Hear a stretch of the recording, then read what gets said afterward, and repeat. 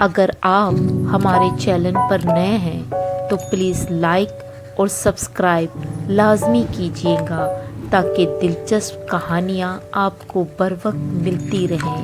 ایک دفعہ کا ذکر ہے کہ ایک گاؤں میں 3 سادہ لوگ دوست رہتے تھے۔ ایک دن وہ تینوں گاؤں میں آنے والے راستے میں بیٹھے تھے اور خوش گپیاں لگا رہے تھے کہ وہاں سے ایک عورت کا گزر ہوا اور اس نے وہاں سے گزرتے ہوئے انہیں سلام کر دیا اور اپنی منزل کی طرف چل پڑی۔ ان تینوں میں یہ بحث و تکرار شروع ہو گئی کہ اس عورت نے مجھے سلام کیا ہے۔ تکرار کرتے کرتے ان میں ہاتھا پائی شروع ہو گئی۔ اسی دوران گاؤں کے کچھ لوگ بھی وہاں اکٹھے ہو گئے اور ان سے لڑائی کا سبب پوچھا تو انہوں نے کہا، ایک عورت یہاں سے گزر کر گئی اور اس نے ہمیں سلام کیا تھا، تو اب ہم تینوں کا یہ کہنا ہے کہ اس نے مجھے سلام کیا ہے، لیکن ہمارے درمیان یہ فیصلہ نہیں ہو رہا کہ اس عورت نے کس کو سلام کیا ہے۔ وہاں موجود ایک سمجھدار آدمی نے کہا کہ اس کا تو ایک ہی حل ہے کہ تم اسی عورت سے جا کر پوچھو کہ اس نے کس کو سلام کیا ہے۔ یہ سن کر ان تینوں کے ساتھ گاؤں کے چند لوگ بھی اس جانب بھاگ کر گئے جس طرف وہ عورت گئی تھی، اور کافی دور جا کر اس عورت کو انہوں نے دیکھا اور چلانے لگے کہ رکو، ہم نے بہت ضروری بات کرنی ہے۔ یہ سن کر وہ عورت رک گئی اور ان کے آنے پر بڑی حیرانگی سے پوچھا کہ ایسی کون سی بات ہے جو تم پوچھنا چاہتے ہو؟ تو ان میں سے ایک شخص بولا کہ ہم تینوں دوست اس جگہ پر بیٹھے تھے کہ تم نے ہمیں سلام کیا، بتاؤ کہ تم نے ہم تینوں میں سے کس کو سلام کیا؟ یہ سن کر وہ خاتون بہت حیران اور پریشان ہو گئی کہ اب میں ان میں سے کس کا نام لوں۔ پھر اس نے سوچ کر جواب دیا کہ میرا سلام اس کے لیے ہے جو تم تینوں میں سب سے بڑا بے وقوف ہے، اور یہ کہہ کر وہ وہاں سے چل پڑی۔ اس خاتون کے جانے کے بعد پھر ان تینوں میں بحث شروع ہو گئی کہ میں بڑا بے وقوف ہوں۔ یہی بحث کرتے کرتے وہ واپس اسی جگہ پر آ گئے جہاں اور لوگ بھی موجود تھے اور ان کا انتظار کر رہے تھے۔ وہاں پہنچنے پر جب دوسرے لوگوں کو پتہ چلا تو ان میں موجود کچھ سمجھدار لوگوں نے فیصلہ کیا کہ تم تینوں اپنی اپنی بے وقوفی کا کوئی قصہ سناؤ، تو پھر فیصلہ ہوگا کہ تم میں بڑا بے وقوف کون ہے۔ یہ سن کر وہاں موجود تمام لوگوں نے ایک گول دائرہ بنا لیا اور بڑے جوش و خروش سے ان کی بے وقوفیاں سننے کے لیے تیار ہو گئے۔ اب ان تینوں نے اپنی اپنی کہانی شروع کی۔ پہلا شخص بولا کہ میں اپنی والدہ کے ساتھ گاؤں کے ساتھ والی زمینوں میں ہی گھر بنا کر رہتا تھا کہ ایک دن وہاں سے ایک نوسر باز کا گزر ہوا جو گھوڑے پر سوار تھا۔ ہمارا گھر دیکھ کر وہ رک گیا اور میری والدہ سے کہنے لگا کہ میں فلاں گاؤں کا زمیندار ہوں اور کسی کے کام سے آگے جا رہا ہوں، تمہارا گھر دیکھ کر یہاں رک گیا تاکہ کچھ دیر یہاں آرام کر لوں اور کچھ کھا پی لوں۔ یہ سن کر میری والدہ نے اسے بٹھایا اور اس کے کھانے پینے کا بندوبست کرنے لگی۔ اسی دوران میری والدہ سے اس شخص نے میرے بارے میں دریافت کیا کہ تم نے ابھی تک اس کی شادی نہیں کی؟ تو میری والدہ نے کہا، نہیں، ابھی تک کوئی رشتہ نہیں ملا کیونکہ ہم بہت غریب لوگ ہیں۔ یہ سن کر وہ شخص بولا کہ اماں جی، تم فکر مت کرو، ہمارے گاؤں میں ایک ایسا گھر ہے جو تمہارے بیٹے کو رشتہ دے دے گا۔ یہ سن کر میری والدہ بہت خوش ہوئی اور کہنے لگی کہ بس تم جلدی سے ہمیں ان سے ملوانے کا بندوبست کرو اور میرے بیٹے کی شادی کروا دو۔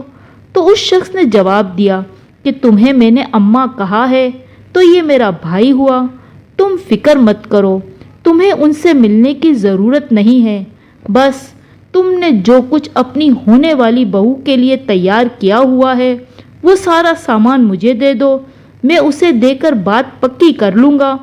یہ سن کر میں اور میری والدہ نے اس کو وہ تمام اشیاء جو کتنے سالوں سے تھوڑی تھوڑی کر ہم نے جمع کی تھی، سب کی سب خوشی خوشی اس شخص کے حوالے کر دی۔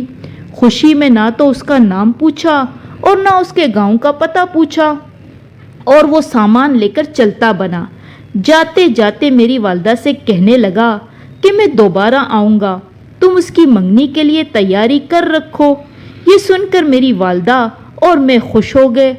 मेरी वालदा ने दिन रात पहले से दुगनी मेहनत करके काफ़ी सारा सामान इकट्ठा कर दिया कि मैं अपनी होने वाली बहू को मंगनी में दूंगी, और उस शख्स का इंतज़ार करने लगी।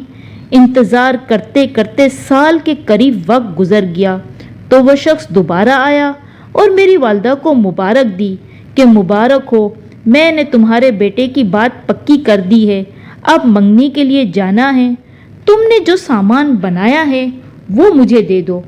मैंने और मेरी वालदा ने वो सामान उसके हवाले कर दिया और वो वहाँ से चला गया। फिर मैं और मेरी वालदा खूब मेहनत करने लगे ताकि शादी के लिए ज़्यादा से ज़्यादा सामान इकट्ठा कर सके और खूब धूमधाम से शादी करें। लेकिन हफ्ते महीनों में और महीने सालों में गुजर गए। हम उसका इंतज़ार करते रहे, यहाँ तक कि 3 साल गुजर गए और वो शख्स फिर पलटकर वापस ना आया। इस तरह मैंने अपनी जमा पूंजी लुटा दी, इसलिए मैं बड़ा बेवकूफ़ हूँ। ये सब सुनकर दूसरा बोला, ये कौन सी बेवकूफ़ी है, इससे बड़ी बेवकूफ़ी तो मैंने की थी। जो बेवकूफ़ी मैंने की थी उसके आगे ये कुछ भी नहीं है। हुआ कुछ यूँ कि हम पहले जहाँ रहते थे उस जगह चोरों को सज़ा देने के लिए शहर के बाहर एक चौक था। उस जगह एक बहुत मजबूत और वज़नी लकड़ी से एक ऐसा फंदा बना हुआ था जिसको 10 लोग मिलकर भी मुश्किल से उठा पाते। उस फंदे में चोरों को फंसा दिया जाता और आने जाने वाले लोग उसको मारते और बुरा भला कहते कि ये चोर है। एक दिन मैं और मेरे वालिद वहाँ से गुजर रहे थे तो एक चोर को फंसा हुआ देखा तो हमें बड़ा ताज्जुब हुआ कि ये कैसे करते हैं। हमने प्लान बनाया कि किसी दिन ये फंदा खाली होगा तो मैं इसमें अपना पाँव फंसाने की कोशिश करूँगा। एक दिन वो फंदा खाली मिला हमें तो मैंने अपने वालिद को साथ लिया और वहाँ पहुँच गया। जैसे तैसे करके मैंने उस फंदे में अपना पाँव फंसा दिया। जैसे ही लोगों का आना जाना शुरू हुआ तो लोग मुझे पत्थर मारने लगे और बुरा भला कहने लगे। मेरे वालिद और मैं सबको कहते रहे कि मैं चोर नहीं हूँ, लेकिन लोगों ने ना माना। पूरा 1 हफ्ता उसी हालत में मैंने गुजारा। फिर जब किसी चोर को सज़ा देने के लिए पुलिस वाले वहाँ आए तो फिर मेरी वहाँ से रिहाई हुई। लिहाजा सबसे बड़ा बेवकूफ़ तो मैं हूँ। इसके बाद तीसरे शख्स ने कहा, अब मेरी बेवकूफ़ी सुनो। मेरी शादी होने वाली थी तो मेरे दोस्तों ने कहा कि शादी के बाद तुम अपने ससुराल जाओ तो वहाँ कम खाना खाना ताकि इन्हें पता चले कि तुम कोई भूखे ख़ानदान के नहीं हो। मेरे ससुराल मेरे गांव से बहुत दूर था, लिहाजा 1 हफ्ते का वहाँ रुकने का रिवाज था। मैं 2-3 निवाले लेकर दस्तरखान से उठ जाता। कम खाने की वजह से 1 हफ्ते के बाद मेरी हालत ख़राब हो गई। भूख के मारे मुझे नींद नहीं आ रही थी। मैं रात के वक्त बावर्ची खाने में गया और दोनों हाथों से जल्दी जल्दी खाना खाने लगा। ससुरालियों ने मुझे इस तरह खाना खाते देख लिया और मुझे पागल करार दे दिया और उन्होंने मुझे पागल समझकर रिश्ता ही ख़त्म कर दिया।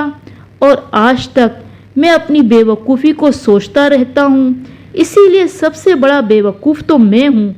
इन सब की बात सुनकर वहाँ मौजूद एक शख्स ने कहा कि तुम तीनों ही एक से बढ़कर एक बेवकूफ़ हो, लिहाजा वो सलाम के हकदार तुम तीनों ही हो। ये सुनकर तमाम मजमा मुस्कुराकर मुंतशिर हो गया।